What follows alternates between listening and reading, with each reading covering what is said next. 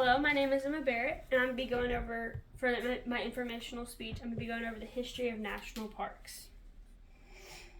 So as an introduction, the United States was one of the first places to have a national park, Yellowstone being that park, and it was created to help conserve that area.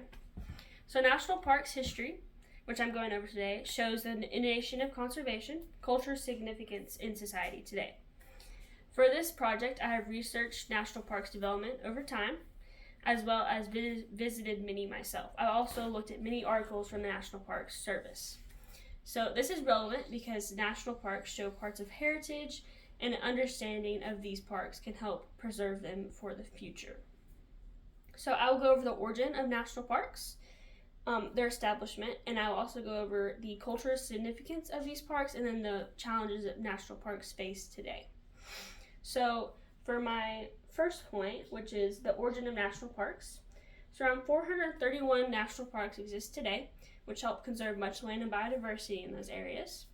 And national parks were created in the 19th century, with Yellowstone being that first one. It was created on March 1st, 1872. And this park came to be due to increased awareness of industrialization and urbanization in those areas, and that push for the conservation of Yellowstone. According to the National Park Service, Yellowstone National Park was created to preserve and protect the heritage that the park holds, as well as the wildlife, scenery, geological, and ecological networks within those areas. And I got that from the National Park Service website. So this is a picture of the Roosevelt Arch here. This is in Yellowstone, and this is a picture on this side. It's from 1914, and on this side it's present day. So this shows how national parks, while some things do change, it's still doing what its goal is, which is to preserve areas like these. So for my second point is its historical significance. So national parks are kind of like a museum that holds some of our nation's most important history.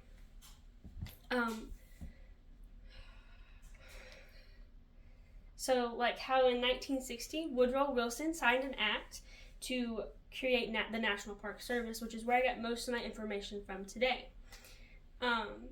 This act started out protecting 35 around there national parks, and today it protects over 431. It protects around 431 national parks. This some history being made today is kind of like the newest park being added to the national park system, which is it's in West Virginia, and it's called New River Gorge.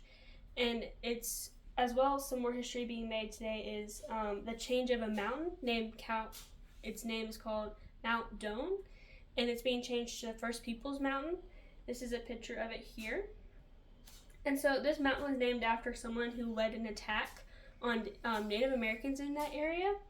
But it's being changed to the First Peoples Mountain as a way to change and get offensive names out of the national park system. So according to National Park Service, the New River Gorge, which is some new areas and the newest park added, it's preserving many new rivers. Their names are New, Gonley, and Bluestone, and this is in the southern area of West Virginia. And I got that picture from the National Parks Traveler there. And then for my third point, I'm going to be going over the challenges that national parks face today. So while national parks are doing a really good job conserving these areas, they're still facing some challenges, which would include pollution, overpopulation, and then cuts in their budget. So this puts a danger into the ecosystem that they're trying to preserve and protect, and then it also puts a threat on the ability for people nowadays and in the future to come and visit and learn about these parks. So for example, of a budget cut being happening with national parks is in July of this year, the House of Representatives passed a bill that cut $210 million from the national parks budget. So this is more than 6% of the budget, and I got that from the NPCA. I got that percentage there from that website. And another example of a park being threatened by pollution is the Great Smoky Mountains here in Tennessee. So pollution-wise, it's being that's a picture of the Great Smoky Mountains there.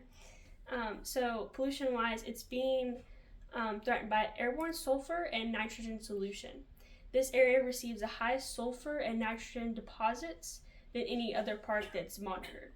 And I got that from the National Park Service as well.